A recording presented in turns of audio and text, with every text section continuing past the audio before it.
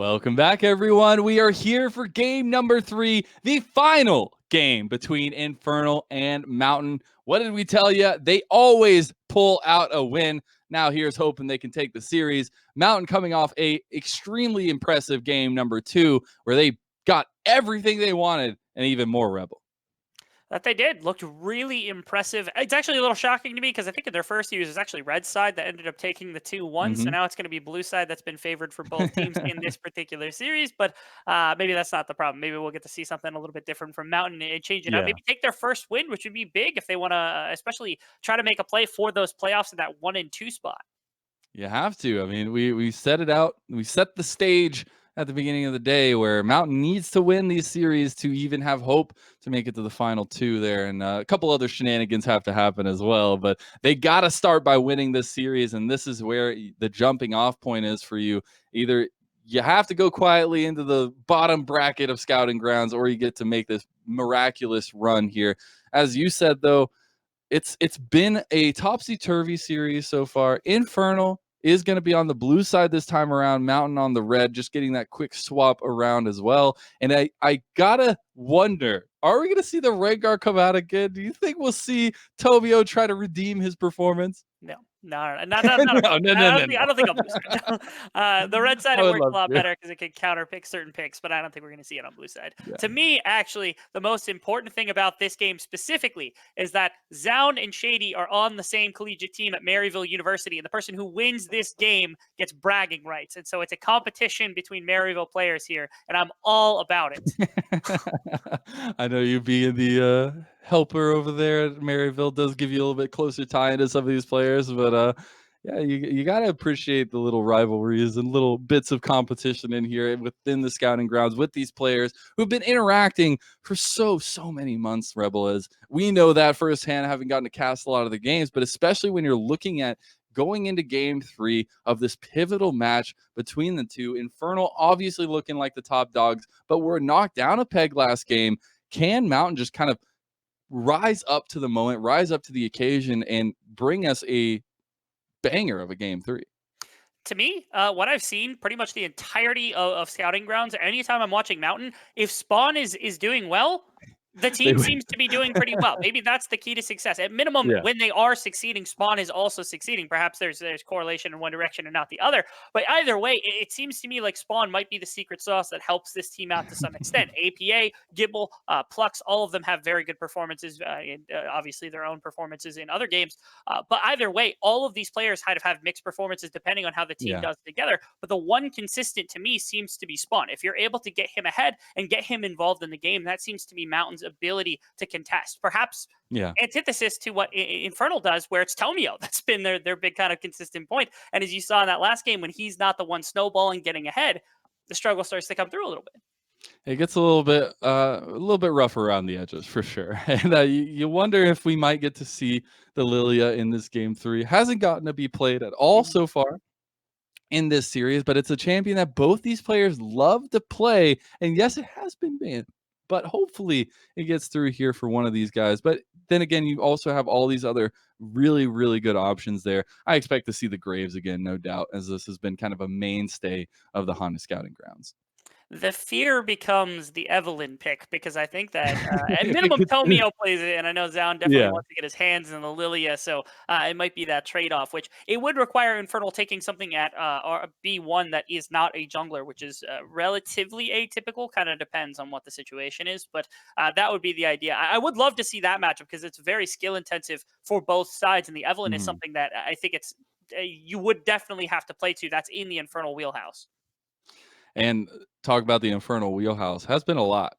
They've done a lot of different things throughout the scouting grounds so far, and they've played around many different options for themselves. But this game, I mean, you've got to find something, you've got to stick to it. I am personally hoping we see that Tomio Death Squad come around again. I want to see this man just pop off on these champions. But on the other side, you got to think, you said Spawn is this key. Spawn, if he's doing well, they are doing well. Well, they got to make sure they set him up right here in the bot lane as well, getting him these picks that he feels comfortable on, but as well not putting him at a disadvantage, right? Because in game number 1, he was definitely at a disadvantage, and yes, that came off of a lot of the early playmaking from Infernal, but you still got to make sure that Spawn is going to be right. To me, also, the defensive play style that came out from Mountain last game was really impressive, Yeah. where they weren't even necessarily putting resources into Spawn. It was more so they were denying all resources from Infernal, preventing them from Mhm. snowballing whatsoever, which, again, a lot of the games that I watch when it comes to Infernal, how we talk about the Tomio Death Squad, it comes from them snowballing, getting aggressive, skirmishing constantly in the early It game. does. Maybe that's not what's working. Maybe that's how you defense against this team, is making sure that doesn't work also. So if that's the case, maybe that's where Mountain needs to go. Either way, it looks like we're getting ready to start off the picks and bans. We are ready here as we do jump into the picks and bans. Like you said, Infernal on the blue side, Mountain on the red. First ban, as always, my heart gets broken. Aurelion Soul off the board. Do not want that one. As well as Mountain getting the Shoryu pick off the board. Samira taken away. That there is. I also want to give a quick update to the other series. Those tend to get uploaded to YouTube at some point, but right now, Ocean and Cloud are actually even one game apiece, and they're going into Game 3 as we speak. So that series will be going on in the background as we start into this one before, just to keep everybody updated. Ocean Cloud currently tied 1-1. Which is pretty crazy because Cloud has not had the best performances this week, but able to take one of the top teams the distance. Gotta appreciate it. And we get 2 3-game series. Oh, I gotta love it. As a caster, I am living the dream right now. But we got a couple more bans that came through. Very heavy focus still on the APA. The Ziggs coming off the board by Infernal, as well as that Nidalee for Zound. On the other side, though, we had that Lucian and the TF taken away yet again for game number 3. Lilia Graves, both available here. Yep, And we get it. Okay, you're so well. Okay, perfect. That's exactly what you want to see. They can respond with Graves, which is a good pick into the likes of the Lilia. Nah, nobody ever takes that. True, that is true. I don't think I've ever seen that matchup before. Yeah, this would be the first time we ever see that matchup. Yeah. Oh my goodness, the first time ever. Holy cow! What a surprise! Oh wow, look at that. Yeah. Okay. In all serious though, again, the reason why this is such a popular matchup is because of the strength of the two champions, but also playing to your junglers has been part of the meta ever since even Worlds was around, and even before that, before. And these are two fantastic junglers to receive resources from the rest of your team. Lilia more so than Graves because she needs it a little bit more than Graves. Graves tends to have a bit of priority in this matchup specifically, and so Infernal, they have to draft around this Lilia, which has been what they've been doing for the entirety of this tournament. I expect them to play around this Lilia pick fantastically, and I want to see what it is that Mountain can go to try to play that defensive style, prevent those early game skirmishes. Yeah, and the thing I love about the Lilia so much is like it's this whole concept of what we were saying earlier, where both of these teams, they get a lead, they don't let it go. I feel like in essence it's the same for Lilia. You get a lead in CS, it doesn't drop because you're so fast, and you just keep up that pace all game long. But you have to get on that pace first of all. You can't let things get in the way of that, and that's where I'm looking at the execution from Tomio. And another pick that we haven't seen yet. It's going to be Tomio locking in the Camille for Tony top, and then the womboest of combo. Copy gets the Galio. We love this combo for a number of reasons. Combine this with Lilia, and you've got some immaculate gameplay coming. First things first, just the combination of Khalil Galio has been popular ever since its inception. When Camille came out, Galio got reworked. Combine that with the team fighting and all of the damage that can come out from a Lilia, and you've got a fantastically potent topside combo. And then you also put into the pocket of Tony Top this Camille, which he was playing back before anyone else was at the beginning of the SGC. He was in his champion pool. He was playing it. It's another one of his classic picks that he was bringing out the entirety of the split. You love to see it come out here, and you love to see this kind of combination, as this is exactly the wheelhouse they've been playing to the entire tournament. And Gibble will be handed the keys to the Renekton car here in game number 3. See if they can, or I guess the Alligator Mobile is a better name for it, but they will give Gibble this chance to carry again, and he performed so shiningly in that second game on this Renekton, being able to pressure, get that early tower, and be this menace around the map. This time you're up, not against the tank though, you're up against another carry. That you are. This is a matchup certainly that I think there's good question around, just because the Renekton, again, seems like it should have the pressure and the way of clearing the early game. Camille will scale very well. The difference in this game, I think, is that Camille sometimes gets put into this avenue where she has to win lane, or she has to get aggressive, she has to side lane push all the time. She doesn't necessarily have to. You can team fight with the Camille here alongside Galio. You can skirmish with this and just try to play for priority and things of that sort to make sure you're engaged on the map far before the Renekton does. If you're the first one out on the map, even if you're getting punished by a wave or two here or there, to me, that's far more advantageous advantageous to get yourself and Galio deployed to team fights to support this Lilia than winning the laning phase outright. I think that Camille's perfectly fine blind even into the likes of Renekton. Yeah, and seemingly that's where we're going to see a big difference in these drafts by both of these teams. We're going to get this very, very heavily team-focused, get help around this jungler, get Tomio ahead, where you're going to have seemingly some lane dominance coming out from Mountain. We do have our final bans locked in, though. Infernal, heavily focused plucks down there. Get the Leona and the Tahm Kench out. The Jen Callista response was there by Mountain as they want to lower the pool Shoryu has. And we're waiting on the final couple lock-ins here, as it's just going to be lock-ins of the ADC supports for both sides. It is Spawn getting that Ezreal. Nothing shocking. The Ezreals look good for Spawn, especially in that last game. It was also really good for Shoryu, so it's a takeaway on the opposite side. And with no Jhin to respond, with no Callista to respond, they don't have that kind of team-fighting, skirmishing style of ADC that can support in those fights. Is there anything else that he has in the pool? Can he play a mage, maybe? I don't know. Instead goes to the Kai'Sa. That's helpful within skirmishes, helpful to dive onto the back line, especially when you've got Camille Galio. But the early game feels a lot rougher for this champion compared to the Jhin and the Callista. And just having that safety, the engage with Shady on the Nautilus, but as well as the damage potential from Shoryu with Kai'Sa, as well into the Ezreal. Kai'Sa can have a decent time with the amount of burst damage she can have in those little instances, but the exact response that I was hoping for was something very tanky, something with some engage, something that will help Spawn succeed in this lane, and it is that Braum. Yeah, the Braum, to me, it's nothing crazy to go with. There's a lot of different picks and ways you can go. You can try to get aggressive. You can try to get very defensive. You can go for a roaming support. To me, Braum just kind of epitomizes all of that in one go. You've got the ultimate. You've got CC for the rest of your team. This, to me, feels like a very blanketed pick.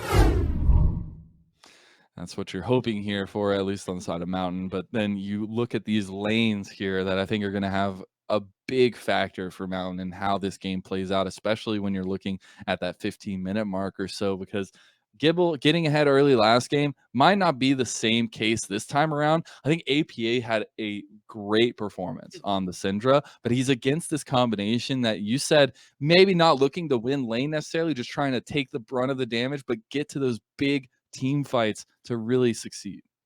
And after the Syndra took some hits to her Q damage, especially a little while back, the wave control for Syndra, especially in some of the more volatile matchups like this Galio, makes it so much harder for Syndra to get out and about, to get broken out of this laning phase to come support. Yeah. And so you actually see that specifically, but we'll get a chance to look at that once we get into game.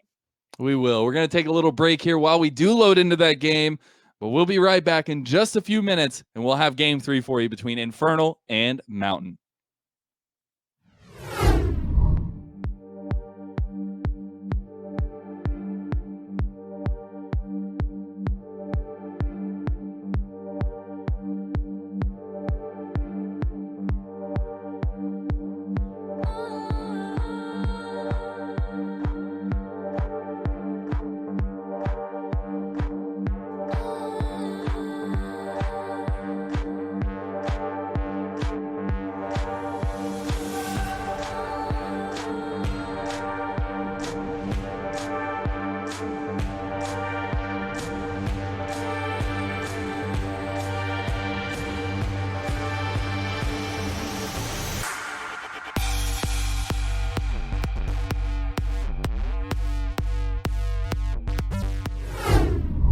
Welcome back, everyone. Game number 3 kicking off here for you. Infernal versus Mountain, the last game of this best of 3. Can Mountain continue their miracle run here, or will Infernal just claim that top spot? We will see as the battle is done on the Rift.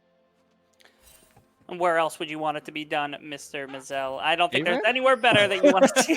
I could personally attest to the fact that if this were any other battlefield, I'd be a little bit shocked. But thankfully, we don't weird. About that. Yeah, just a little bit. We will see the start towards the bot side for both of these junglers here. It does look like we're gonna get the classic Lilia start of just solo doing the Raptors, while it is Graves starting on his blue. And with that being said, could this be a focus towards the top side? That is going to be a big question. I think it's just a clear path for Lilia to make sure that she has the ability to clear out all the AoE camps, keep her health relatively high for this early game. That's at least the intention behind it to start with, because as I was talking about before, if the higher your health is going to be, the more you're able to challenge others. Oh, Yeah. nice little hook to start with. We've been seeing so many level 1s in the Scouting Ground Rebel. Not something you get to see a lot of. I feel like usually it's the level 2 you wait for, but here in Scouting Grounds, it's level 1. That it is. I want to make mention of a couple of things. First things, Omnistone Camille Top. You gotta love Tony Top on this Omnistone. He did it a while ago on the Jax. I think it was day 2, day 3, something along those lines. He played the Omnistone. Jax absolutely decimated on it for 2 games. I believe he played it twice in a row. And then, of course, mid lane, you do have the Predator for Galio. I was talking about how Syndra lost wave clear with her cube nerfs a little while back. Galio has reclaimed control of this wave clear battle, and so it's faster for Galio to get out of this lane. Hence the reason he's got those Predators, because that roam is going to be so much harder to catch from Syndra, especially since APA does not have teleport. That's where you gotta kind of call into question a little bit. But I mean, I think the cleanse is big for him, especially with the amount of PC that they do have. So it calls into need that way. But I still think I'm so happy about the confidence for Tony Top taking that ignite. I know it's a little thing, but it shows that really he doesn't necessarily need the flash. You've got the hook shot on the Camille. He really wants to get ahead on the top side. We are going to see a max range dredge line hit onto spawn, but the shield from Braum is just too much, and Shady actually takes way more damage. Nice little dodge out up there by Gibble. And Rebel, we already have some high quality gameplay so far. Talking about high quality, First Blood does not go over. The tick is not there. He has less than 50 health and gets out early damage down on the bot side of the map. And a great early heal from Shore. He was able to deny that one. But this has been the aggressive laning phase. I expected a little better, a little bit more defensive here from Spawn and Perplux. We are getting a dive to the top side, though. Tony Top is looking to take Gibble, too. He gets First Blood, but he gets taken down as its son gets taunted under tower, and Copy responds with his own. 2-1 now in favor of Infernal. You love the shutdown and the ability to try to get First Blood, but it doesn't. It ends up coming through here from the side of Mountain, so that's maybe the one bit. The thing is, you're always going to be risking your life because you have the double low range, and then you also have the response from Copy where he's able to find one on his own right without much punishment coming out from APA. Like, that is just a huge play to come out from Infernal's response to what should have shut down the Camille in this early game. And just the response from Copy with that TP is, or being able to be up there so quickly, and then still having presence in his lane is so huge, right? They get the kill back. They are able to pull back a little bit of that gold. Yes, they gave up First Blood, but they're still sitting pretty in the lead, although it's a small lead. And now you can start to focus around other things. The dragon coming up in 10 seconds. It is a mountain dragon, not the heaviest priority, but these junglers could be looking for that control around the bot side of the map.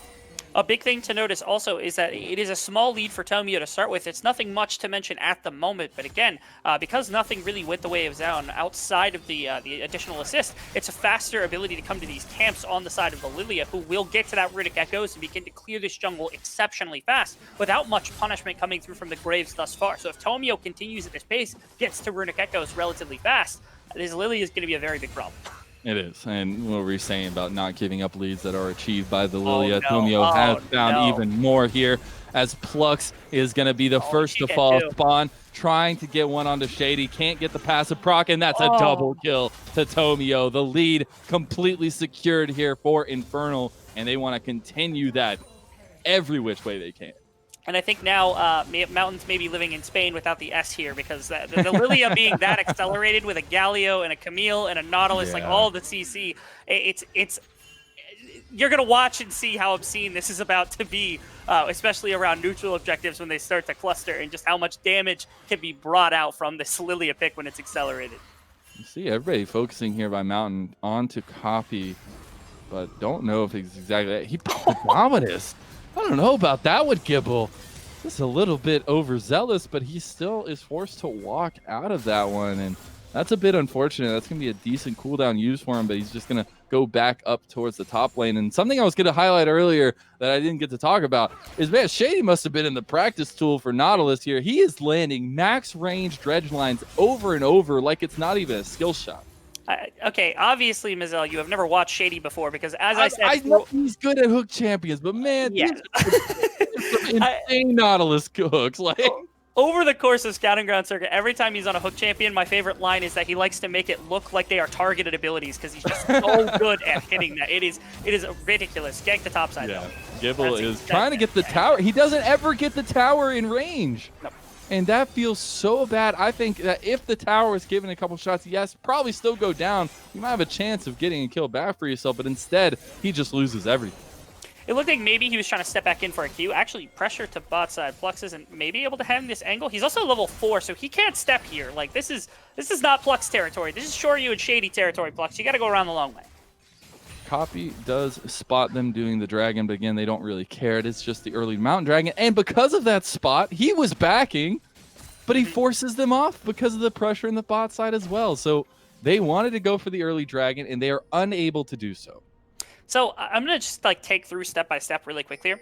First off, let's talk about bot lane. They're trying to match Shady on this Nautilus who's roaming around the map with Plux on this Braum, which it does well if you're able to set that up, but that leaves Shoryu on Kai'Sa up against Spawn on Ezreal, and right now Shoryu's getting the better end of that matchup, and Kai'Sa will tend to be a very good champion to pair when you've got a dive composition with Camille and with Galio. Yeah. So now what was the strength of last game here for Mountain has been replicated by Infernal, while also playing to their own strength of being the jungler and putting a lot of resources into Tomio. So far, it's a winning on both sides at the moment here for Infernal Drake, which is, again, this is looking dire and dire.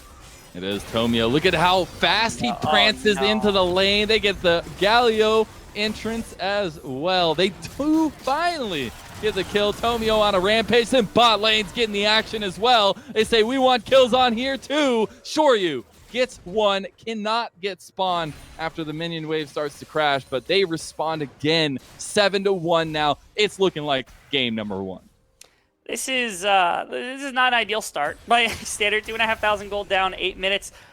You've punished, I think, 10 CS. I think it'll end up being about 5 CS for APA, maybe a wave maximum, an advantage over top of Copy in the mid lane, where he's been roaming much faster in every single sense, exactly as expected. Tomio has gotten this a huge lead over top of Zune in the jungle on this Lilia. I don't know how many more avenues of ways back into this game that are held by Mountain Drake at the moment.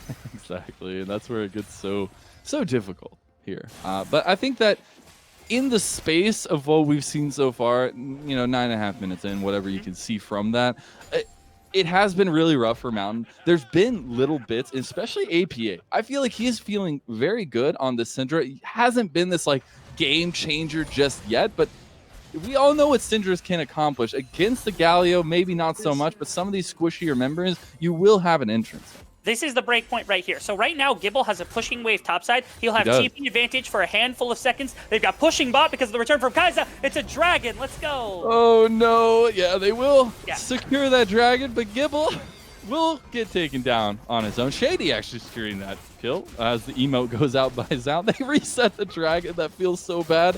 But they're in the vision here of that control ward, so they are spotted out on that, and now just given that free dragon. APA trying to position down to potentially be able to go down to his teammates there, but it is Shady up trying to find something in the mid lane. Don't know if exactly it's going to work out for him, and it looks like we're just going to get a Rift Herald start by Tomio. Good on Shady because he makes his roam up to topside knowing there's no response to a bot lane play. Like, there's nothing you can do about the dragon unless you bring everyone, and you won't actually beat out the 5-man that can collapse from Gibble because of his TP advantage, of course. And so he walks immediately top, punishes the opposite side of the map against the play that comes through from Mountain, and even better, he sets up this Rift Herald, as you just alluded to, where he hung around just long enough to put down vision. Look at the 3 control wards in top river defending this play as well. So they secure a kill off of Mountain's play and generate their own income off this Rift Herald. This is exactly what Infernal was doing in game number 1, and what's made them so... Okay. All right, no. All right, Shady, that's enough. That is enough, sir. It's not even a kill either. Like, he's just hard flexing on APA at this point. I know. The damage, the Hex Flash with the max range Dreadline. I mean, this man is on point today, but luckily APA has to burn his double summoner spells, but still makes it out.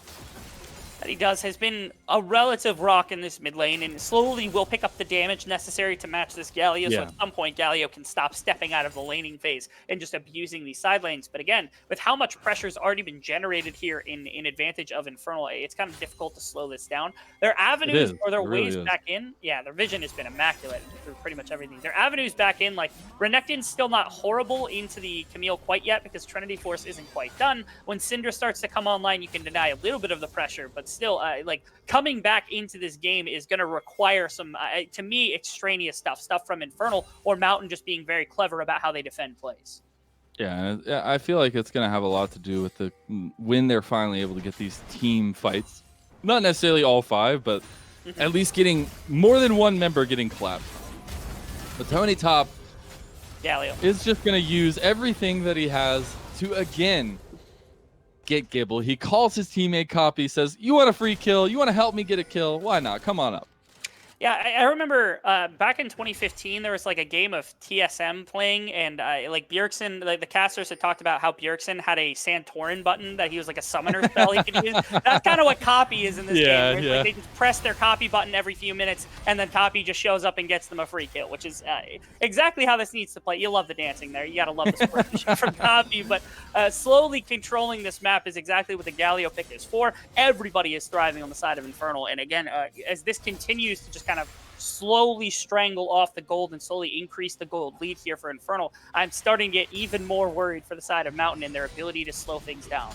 Yeah, talking about being worried, it's Copy has been so active using these, just being able to get in the side lanes, being able to get this influence down, but he's not even that far behind in mid lane. Like, the fact that you could easily get to a side lane, come immediately back so quickly, and stay right there and farm, it is a testament to how good Copy is playing. Yes, you may have that Copy button, but he is the one that is piloting this champion, and it's so beautiful so far. A punishment in mid lane. It looks like Tomio might have run out of time, and so they're just going to drop it and try to get some plates off. It looks like APA will be able to hit the eye, which will deny a little bit, but he's not going to kill it, so it's 2 plates going into the pocket of that Lilia, so even more gold. Nothing too crazy, though, honestly, here for the side of Infernal off of that. I would have liked to see them maybe break top lane and brick out the Camille, but obviously they weren't able to make it happen because I'm assuming the timer is a little too low. And Tony Top has just gotten complete control. Oh my God, Gibble. Okay. I know you want to try something, but it does not matter. Your health bar, your damage, your champion is non-existent at this point against Tony Top. Zound was wanting to help. He's like, I got you. We're going to focus up here. We're going to get kill back for you. You're going to get right back into the game. He gets blown up before it even matters. Yeah, notice the third summoner spell. So you have F, you got D, and then you got S, which is the Copy button. Unfortunately, yes. He doesn't have to take Flash because if he's ever worried that he's going to die, he just hits his S button, and then immediately Copy shows up with Teleport or Ultimate or Predator Boots or something, and slowly continues to garner. I feel like it's a global at this point. Yeah, he might as well be. He might as well just be everywhere at the same time. Yeah, it's pretty fantastic the way they've been playing. APA definitely get it. There's no way he gets out of that one. 4-man commit into the mid lane. They will get that tower, as nobody is going to be here to contest. They actually brought down Tony Top as well, just in case. They will be sure you securing that one, getting a couple little shots onto the second tier tower. Now Copy going to take his place in the bot lane. He's still this tanky Galio. Now this could just turn so badly for Spawn and Plux. This is going to be the Lilting Lullaby in as well. Can he get the damage down onto Spawn? It's not enough just yet, though, because they don't get the taunt either. They're overcommitting to this, but it doesn't matter with how much of a lead they have, and they don't get the kills, so they get a lot of pressure bot. They're going to clear this and potentially look to take the dragon. Yeah, they definitely have everything that they need to take the dragon right here. Not only is Zune not in position for this, but the Braum and the Ezreal losing their entire health bars. Oh, no. As well as Zune going down as well. Yeah, Zound just getting completely caught out. Tony Top is running rampant and on a rampage at this time in place. And it just feels really bad because you're like calling to your teams like, guys, he's in my jungle, but nobody's in a position to help you. So there's nothing that can be done. And again, they're staying very separated on the map. I actually don't think I've seen more than 3 members maximum together from the side of Mountain, which has just been from the control of Infernal around the river. I'm not even going to worry about Flux. Yeah, there's no way. I'm more interested actually in the ability to push up bot side and then get into this jungle, the counter jungle a bunch of way, because they just took Dragon. Like, they expended a bunch of resources to punish this Ezreal and this Braum, then immediately shifted to Dragon after Camille engages on Graves, and somehow still have everything necessary to punish in this jungle as well. Ooh, sure you. Splash shot, he gets killed by the Power Unleashed. That's the second kill for Mountain of the game. Don't call it a comeback here. Can they get the rest? Shady is forced to flash out. Yeah, first overstep there, which, again, given how much they had put into the rest of this play and continuing and going, like, I'm not shocked somebody got punished eventually. Good on APA to be able to find that one. But even that, he had to, like, rip that out of the jaws of Shady and Copy, who are trying to prevent it. And you see just how big of a struggle it is to just get one kill, let alone try to get a tower, an objective, or anything in this game. The struggle is real here for the side of Ocean. Or, my apologies, for the side of Mountain. Yeah, I thought it was going to get saved by the magic resist shield. Did not. So at least that's a good thing for APA, having to burn that flash to get the kill. But maybe just trying to insert a little bit of motivation for his team, saying, guys, I got to kill. It still happens. The mechanics of the game are still there. They can still die. You just have to find ways to do it a little bit more often here, as the second Rift Herald of the game will go over to Infernal. And it will. Actually, so something to talk about this series, just because I think it's a quick anecdote. So have we actually had both teams take all of the dragons that are associated with their name? Because there were like 3. I think that's so. Not right. That's not right. No. Last game, one out, and I think went to Infernal, unfortunately. Yep. They ruined my plotline. Never mind. Sorry. They did. It's fine. It's fine, Rebel. It's fine.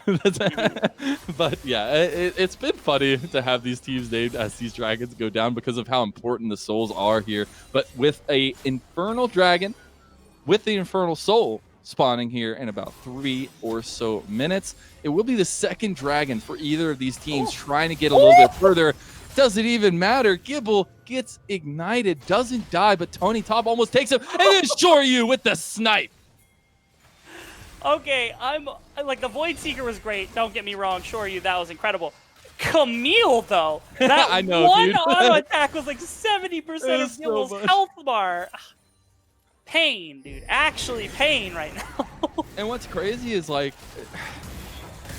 it's just so hard because you see so many times where Renekton, even in a bad matchup, can still pull out and still do okay. But when your health bar is getting chunked like that, there's nothing you can do about it. And he's been up there. He's been trying to find ways to get it. And APA now takes his place, but will die just the same. And Tomio found Zaun, but doesn't commit onto it because Zaun knows he can't take it. He gets the blue buff with the collateral damage, though. No big deal. It's just my ultimate. Yeah, all right. You're down 15 kills. You're down 4 towers.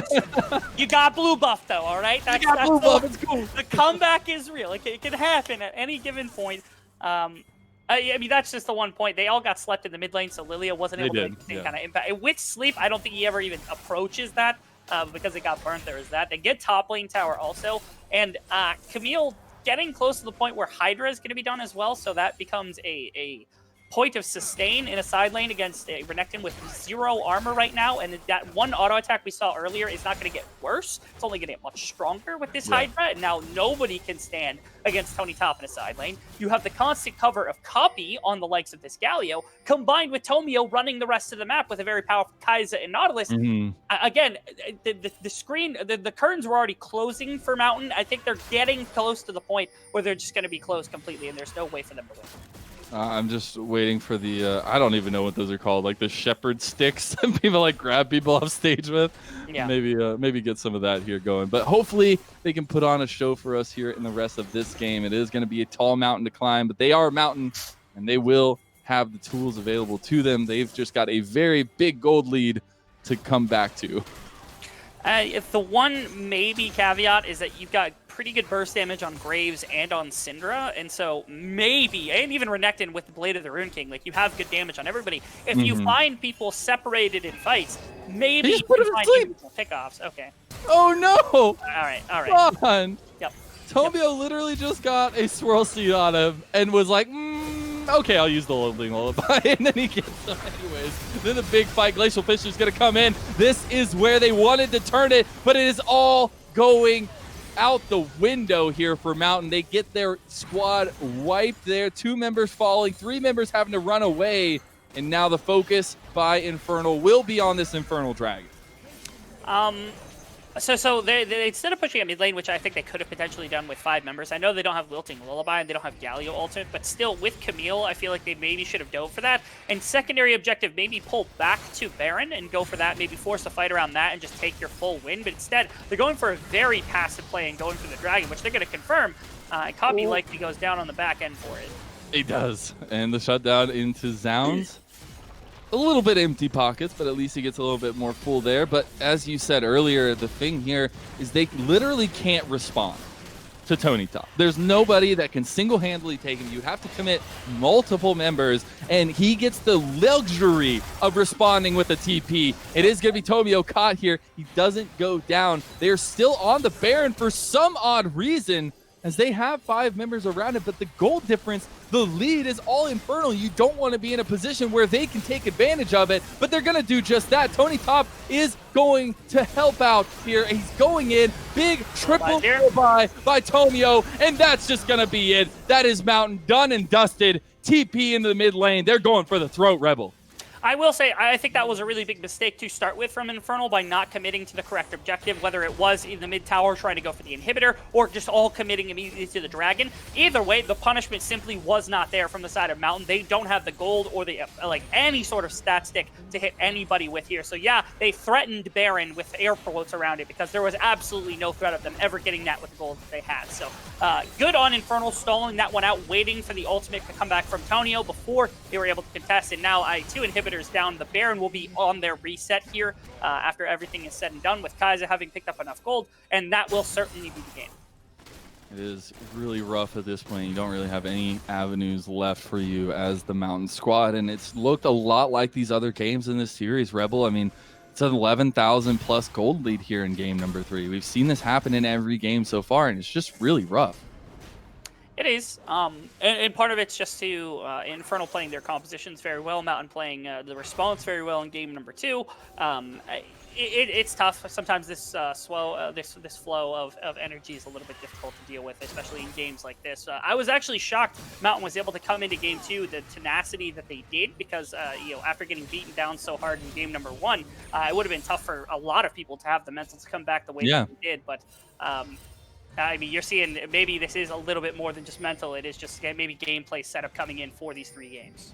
Yeah, it definitely is. But you gotta appreciate that the story of taking game in every series still stays alive, at least for them, where these players have been performing in their own right, just not in these particular matches against Infernal. And now it's all about how Infernal close out this game. I guess just pick your poison here. They're gonna go for the Baron. Yeah, I mean, this is dead. It's already halfway dead, and there's nobody even within stopping distance. You have Shady and Galio on the back end of the pit. They're going to be able to zone off pretty much everybody. They're going to turn for the fight. Oh, they're going for it. They don't even care about the Baron anymore. They just want to get the kills. There's a big heroic entrance there. It doesn't do much, but they still get the follow-up. Tony Top using the hook shots to close that distance. The last couple members are alive. You still have Gibble pushing away the bot side, but the towers are gonna go down. The GGs have already sounded, and they want the towers. Can they just finish it off here is the biggest question. They want kills on the Gibble. You've already put this man down enough. Come on. You've already been camping him so hard, and he's just gonna take one more L for it as the ace comes through. The last shots onto the Nexus, and Infernal will stay the top dog in the scouting grounds here as they take this dub 2-1 over Mountain. And impressive stuff from Infernal, being our top team at the moment, beating every other team. And Mountain does typical. They take one game off for themselves off the back of Infernal not being able to make any of their aggression work. But either way, even in game 2, I wanted to come back to this point eventually, which is that Infernal was still always pushing the pressure of the game. They're the ones with their foot on the gas, whether it was working or not. And you saw that in game 1 and 3, just how well it can work when it does happen to go in your favor. And what an incredible series. Honestly, I was really happy to at least see us go the distance here. I was very worried for Mountain after that game number 1 because it was so rough and because it was so one-sided, but they showed they can pounce right back. And so you got to appreciate that. Yes, they will end their miracle run trying to make it to the top brackets, but you still go out with some decent performances and a lot of stuff to learn from. I think that's the biggest takeaway from all of this is all these players will have so much to learn and so much to gain from these experiences. Agreed. And I thought even through all the games that they had lost, there were a couple of times where they were attempting to punish in the right situation. I thought Yeah. that last little Baron take was a shell that they know what to do on the map and how to punish when your enemy oversteps, even if they're down the gold necessary, which to me is far more important than watching them, be able to come back from 1,000 gold deficit, or be able to just like continue fighting or something. Showing that kind of patience and Yeah. understanding the game is dramatically more important, especially for the teams that are here representing a lot of the professional teams. That's the kind of thing you want to see from these players. Yeah, and you're always looking at the growth of the individuals, how they work in a team, how they work throughout a game, especially, I think more importantly, these rough games where you're just getting smacked, how you respond to those situations can be so important as you're building yourself as a better player, as a better person. So hopefully they can pull some lessons away from this one. But we are going to be saying goodbye to the caster desk here. We're going to take a little break and we'll have an interview with the winning team right after this.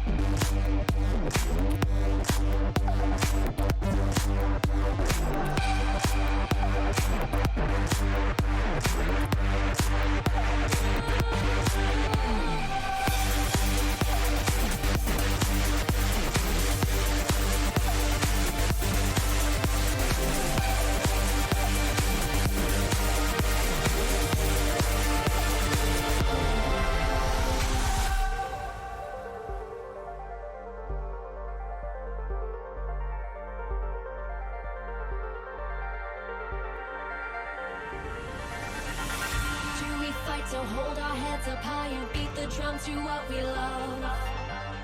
Risk the fall, or we have felt it all come crashing down from far above. Stars are rising, countless worlds colliding. Only one will take it all. Can we bring to fall the giants? Can we make the final call? We are the ones to ignite the darkened skies. The champions of the world that we defy. A soul right of the few who rise up high. And we all fight at the last light.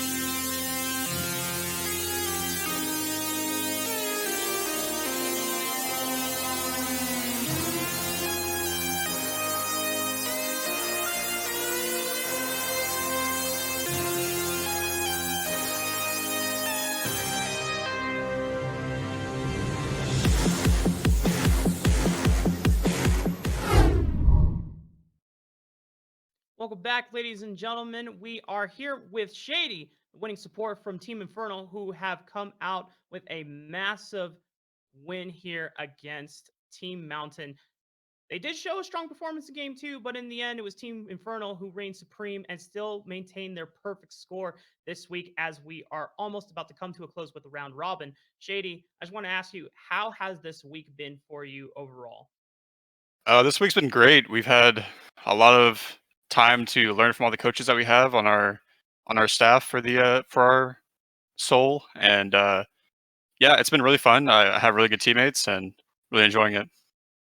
That's great to hear, man. I just wanted to kind of also get a little prediction score from you, or not necessarily score, but moving forward as we have one more day of the final playoffs, more than likely at this point, with you taking that win off of Mountain, you will be playing against Ocean in the final day of the Honda Scouting Grounds tomorrow. How do you think that series is going to play out? Well, we've already played against them already, and we had a really strong performance against them. So I imagine we're going to do that again. I think we are the better team, and Copy said in his last interview, I think we have the best players in every role. So we're just going to come out and we're going to smash them. Savage, bro. I love it. It's the type of confidence that we want to see on the stage. Uh, Looking at your teammates, and if there's any other players here from the scouting grounds that you want to give a little shout out, who, if you were to be working with any LCS orgs that are looking to scout academy players apart from yourself, who would you recommend that needs to be picked up ASAP for 2021?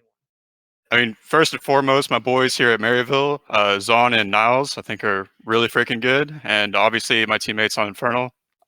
We got Tony Top, he's a menace in the top lane. We got Tomio, he's top fragging every game. Got NA Faker in the mid lane as Copy, and Shoryu's popping off too. So we have a solid team. I think we're gonna do really well, and we're probably all gonna get picked up. That's how I see things. Short and simple, just the way I like it. And before we let you go for today, Shady, is there anyone else that you want to give thanks to or shout outs to before you move on to your second series of the day? Yeah, I mean, just obviously all the staff that's been helping us out here at Scouting Grounds. I've been learning a lot, and all my teammates, and yeah, and obviously my boys back here at Maryville. So yeah. Awesome, Shady. Thank you again so much for your time on the interview. With that, ladies and gentlemen, we will be concluding the first part of the broadcast today, but we still have one more series to go later today at 4 p.m. PST, 7 p.m. EST. Make sure to come back and watch the final series of the day. We'll see you then.